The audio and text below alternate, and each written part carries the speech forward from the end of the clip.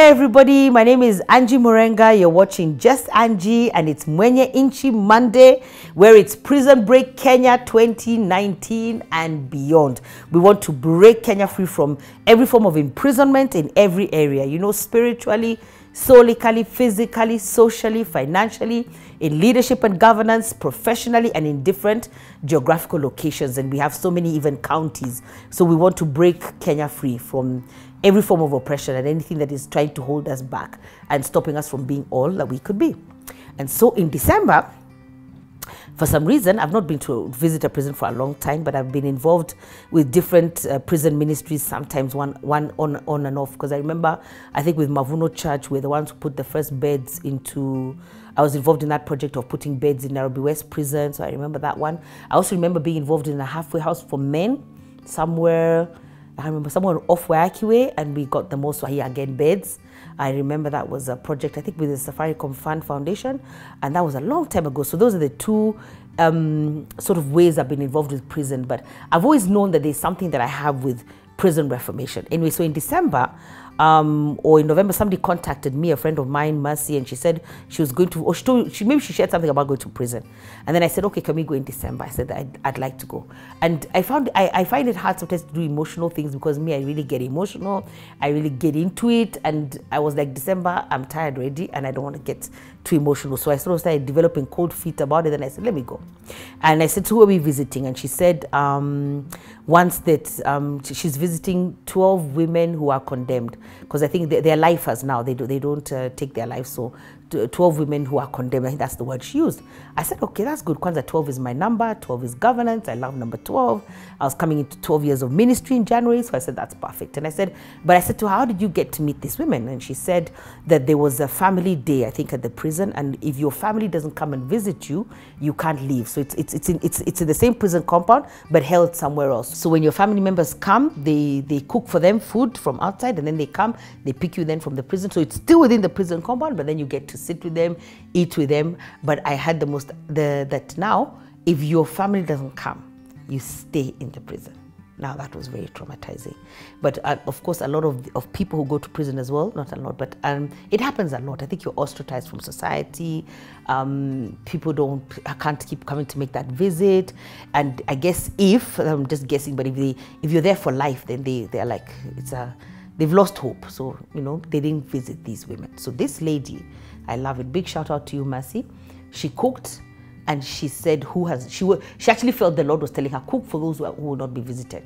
So that's what she did. So she ended up, all these 12 women had not been visited. So they ate with her, she'd cooked for them. And I think that's so much love and so beautiful, and part of breaking Kenya free from prison, you know. And actually what was motivating me to go to prison, I was thinking, who are the forgotten? Sometimes I like being like that. Who are the forgotten? Who as society has gone on holiday over Christmas and New Year, who's going to be forgotten? And that was part of my motivation. And so when I went, I was psyched. I said, I am not going to shed a single tear. This is going to do this, and we're going to give these women strength. What? So when I got in, we sat in a circle. First of all, getting into a prison is like, hey, please, this is really sad. It was so sad. And then when I sat in a circle, we started talking to the women. And first I was shocked, because I found like 3 very young women. So I asked them how they were, and I think they said they were in their 20s. And I said, what are you in for? And they said, life for doing drugs. Nima, the heartbeat now, it went up. Actually, what I did, let me go back. As we sat, we talked, and I said, I'm just coming to encourage you. And I said, do you have any prayer requests? And how do you want me to pray? So suppose they're going around and asking me what to pray. And so I prayed. And of course, I prayed and I cried. And then now these young ones, I had kept looking at them and thinking, why are you here? Then when you say you're here for life, it's like I'd forgotten. What do you mean you're here for life? You're 20-something and you're here for life. Why? Most of them they did drugs, you know, they sort of, I think they didn't give me the whole story, but I could figure out maybe they carried drugs, or there were mules for drugs or something. There was drugs involved somewhere. But when I looked at them, my heart broke. I cannot imagine being 25 and in jail for life. I couldn't. I broke down. I cried every tear. I didn't even know what to tell God. It was a whole mess. And I left that prison thinking, I think I want to make it I've always known there's a purpose in prison, but now I want to make it a purpose. I feel like now what is morphing into a life purpose of changing culture, because I'm a culture changer. That's what God brought me into this world to do, is to change culture in different areas. But as I left that prison and as I meditated, I said, you know what, Lord? We've got to stop other 25-year-olds from going to prison for foolishness. Because when you're 25, you're foolish. You think you know everything, but you're not. You don't know everything.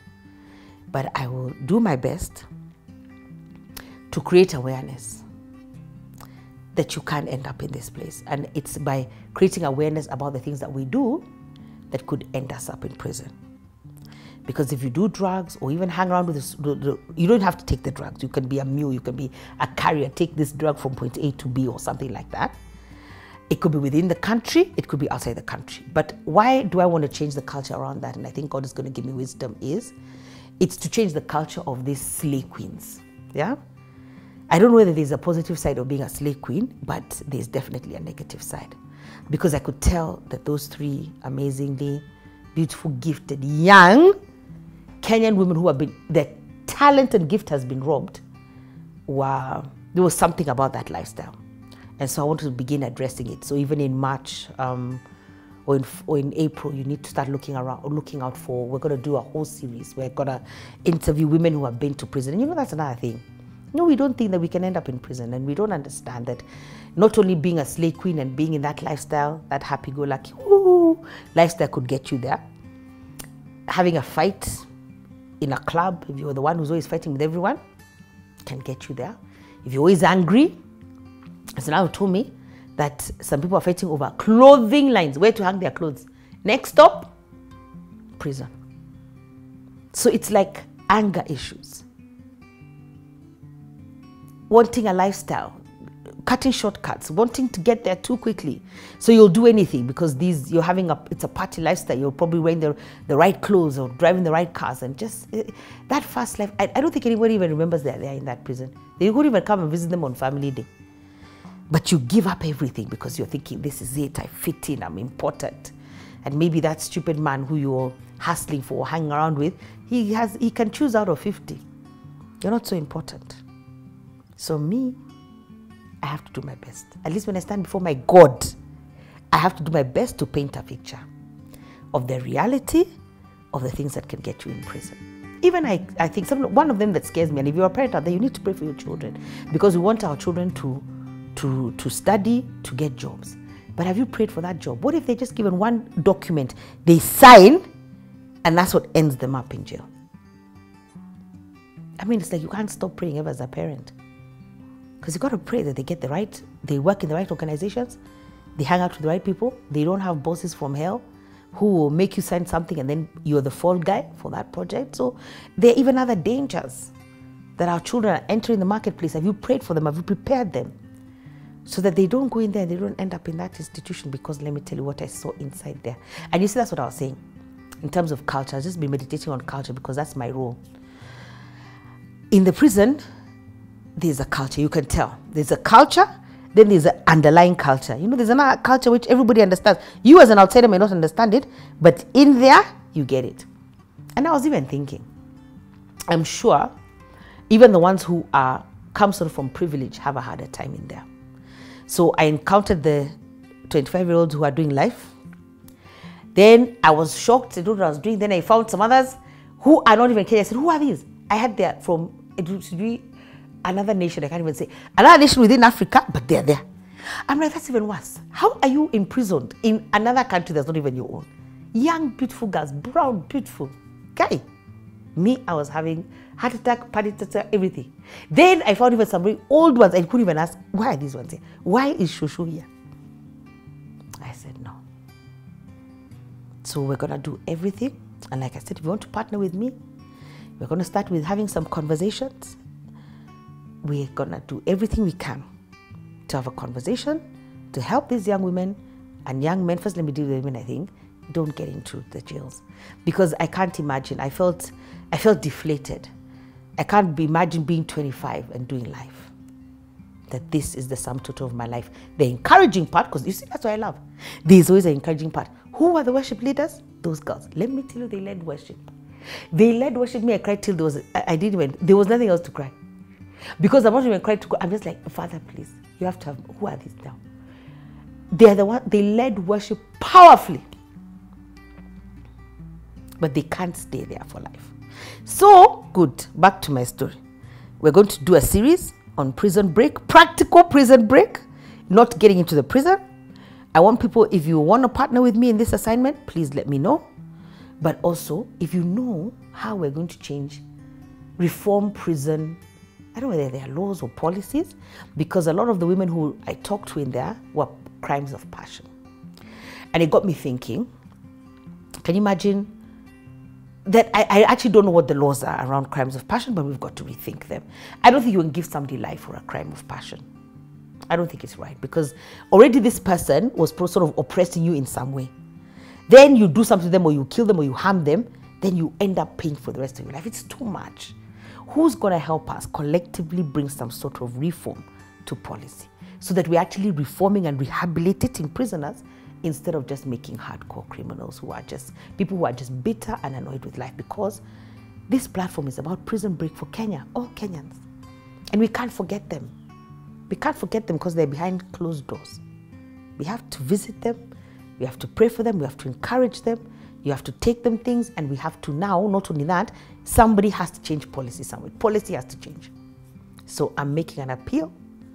If you know how we can do this, if you know how we can partner, if you're a destiny helper, if you know how we can go about the laws and the reforms. And I remember recently, I think my daughter's one who brought that to my attention. There was a girl who was released the other day. She was given clemency, I think in the US, and she's going to be released in August because she killed her oppressor. But she already done 15 years. That's so sad. Now what is that? Something has to make sense to me. I'm talking as a parent, as a leader, as an authority. Something has to make sense, because I can't lock you up for a crime of passion. We've got to figure out a different way to do this, and then we've got to talk to people to become aware of the things that can land you in prison, because anybody can land in prison, and but we don't want you to go there. We're trying to break the country free, and the country is the people, and the people in the country. You can't do that, and hey, food for thought. So it's Prison Break Kenya 2019 and beyond. So Hava, if you can help me, let's do this. Let's save, I feel the focus, let's save a generation from going to jail. That's another thing.